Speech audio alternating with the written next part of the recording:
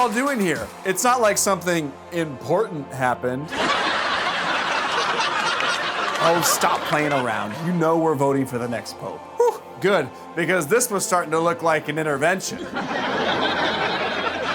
Historically, 15 to 20 days after a papal vacancy, we, the cardinals, gather for a mass, and with the Holy Spirit's help, we elect a new pope. I'll take any help I can get. And don't you have to be a cardinal under 80 to vote? Wouldn't that disqualify you? I am 73. Okay, let's vote.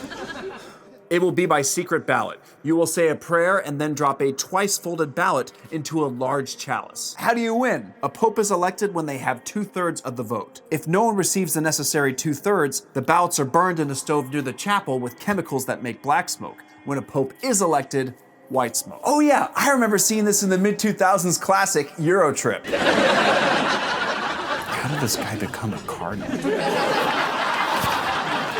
We vote as much as 4 times a day, every day, until there is a majority. We swear an oath of absolute secrecy. We cannot talk to people outside of the conclave during the process. So no newspapers, no televisions, and no phones. Sheesh. Thanks a lot, Dad. This is why sitcoms are dying. Hey, guys. Oh, we were supposed to dress as Catholic cardinals. Oh, come on.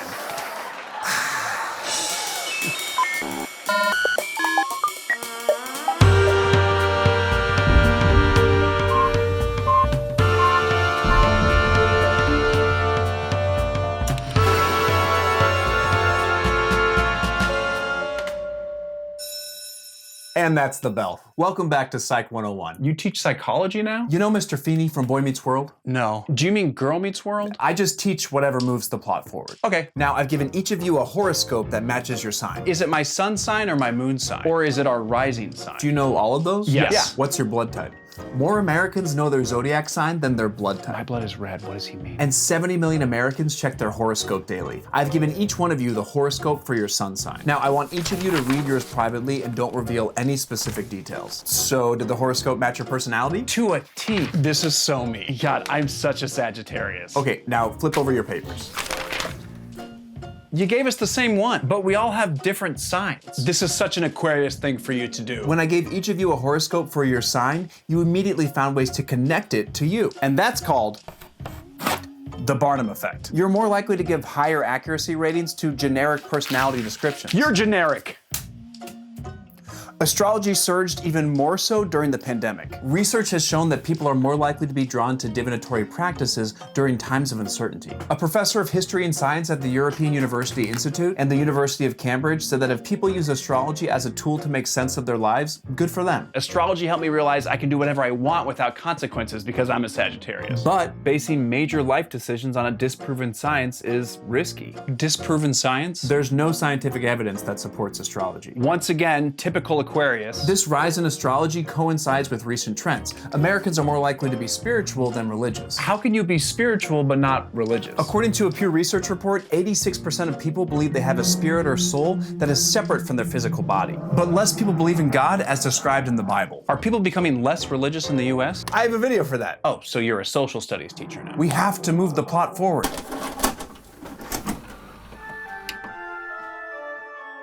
So what's this ride again? It's an educational theme park ride about churches in America. What? Hello everyone, and welcome to the rise and fall of religion.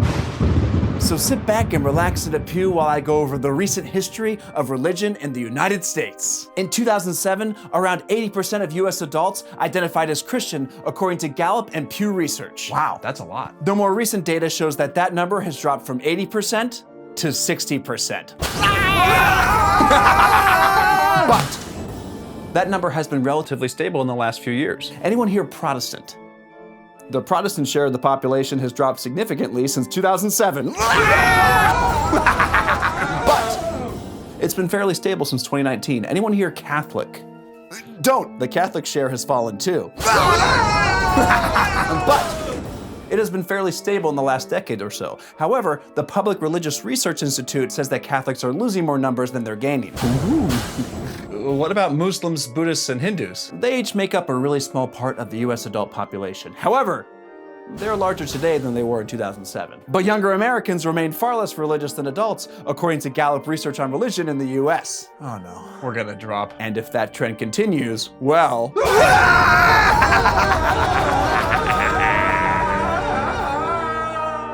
Okay, but my family celebrates Christmas every year, and we're not really Christians. And my family celebrates Black Friday. Christmas has become a largely secular holiday. Secular? All kinds of people celebrate it, and in different ways. Basically, it's not a religious experience for everyone. I celebrate by watching Love Actually. Christmas is pretty similar in England. My mom is Jewish, but also celebrates Christmas. Does that mean she's converted in some way? And not necessarily, but some people do convert or switch. It's becoming more common globally. What are people switching to? Here's a video. Adults and can make adult decisions. Want to be a Buddhist? I don't know, I grew up Christian. More people have left Christianity than joined in 27 countries that were analyzed in a recent report. Huh, really? Christians have the highest ratio of people leaving to joining. It says here a lot of people are switching from Buddhism too, but even more are leaving Christianity. I'll think about it. Hey, want to be a Muslim? I hadn't thought about it before. Figures. In 13 countries that Pew Research analyzed, very small percentages of the overall adult population left or joined Islam. But other researchers looked at a 100-year period and found an overall 10% increase in the Muslim share of the global population. So if you're a Muslim, you're likely to stay that way? Yeah, basically. And if you aren't, you likely don't become one? Usually. Hey, want to be Jewish? People identify as Jewish in many ways, including ethnically, culturally, religiously, or by their family background. Are there a lot of Jewish people globally? Around 80% of the world's Jews are in the US and Israel. I don't know if I'm gonna switch. Well, according to the brochure, 95% or more of adults from India, Israel, Nigeria, and Thailand still belong to the religious group that they were raised in. Where do people switch? It's fairly common in Eastern Asia, Western Europe, and North and South America. What if I want to switch to nothing? A rising number of adults are switching to no affiliation. One research group says it's actually the only category they tracked that's growing. I don't know what to do. That's such an Aquarius thing for you to say. Wait, are people gonna recruit us for religions like it's a college? No, but some people do study religion or even devote their lives to a religion. Anyone here think they'll become a priest, rabbi, or imam? What about a Mormon missionary or an evangelist? Anyone who helps recruit people into a religion? You all want to be YouTubers, don't you? Oh yeah, I want to make TikToks.